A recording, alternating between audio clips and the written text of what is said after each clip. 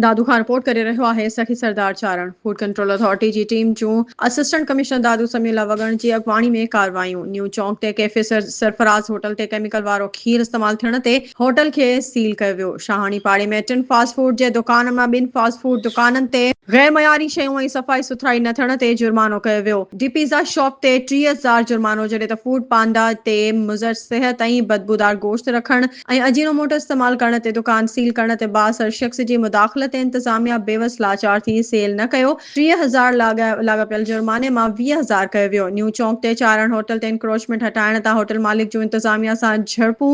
मालिक पारां कुर्सियूं ऐं खाधो हारियो वियो। मालिक खे ड्यूटी में अटकाव करण ते ए सेक्शन पुलिस गिरफ़्तार करे थाणे मुंतक़िल करे छॾियो। ॿिए पासे सिफारिशी कल्चर हलण करे दादू शहर जे लिखे इंसानी जानियूं जूं ज़िंदगियूं दाव ते लॻल। शहरन महबूब सुमरो आसम अब्बासी वकील गुलाम अली मुगल वारनि चयो त फूड कंट्रोल अथॉरिटी वारनि जी लापरवाही सबबि सॼे शहर में केमिकल वारो खीर ऐं होटलुनि ते मुज़र सिहत खाधा सरेआम हलनि था। शहरन DG food control authority deputy commissioner खां मुतालबो कयो त रोज़ाने जी बुनियाद ते खाधे पीते जी शयूं विकिरो कंदड़ होटल ऐं दुकाननि ते बिना कंहिं फ़र्क़ जे कार्रवाई करे शहरन जूं ज़िंदगियूं बचायूं वञनि।